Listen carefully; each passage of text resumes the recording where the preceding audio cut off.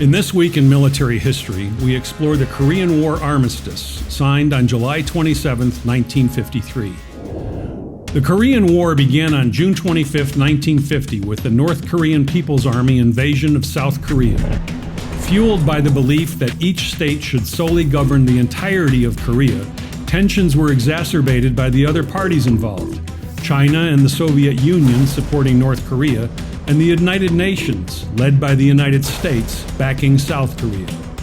Negotiations to end the carnage began in July 1951 and ensued over 2 years, stalling due to fierce disagreements regarding the return of prisoners of war.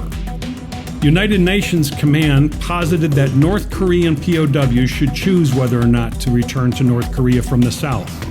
North Korea, however, held that all North Korean POWs should be returned. Upon taking office in 1953, President Dwight D. Eisenhower traveled to Korea to revive negotiations, hinting at the potential use of nuclear weapons. Other factors also accelerated the facilitation of the agreement, including the death of Joseph Stalin. Under the Korean Armistice Agreement, a demilitarized zone, or DMZ, was formed, separating North and South Korea. The territory is monitored by Swiss and Swedish military representatives via the Neutral Nations Supervisory Commission, or NNSC.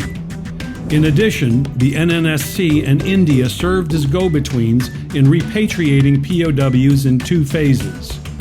Operation Little Switch returned sick and wounded prisoners to their native countries, while Operation Big Switch facilitated the exchange of all remaining prisoners. The agreement, signed by the United Nations Command, North Korea, and China, ended hostilities following 3 years of bloody conflict.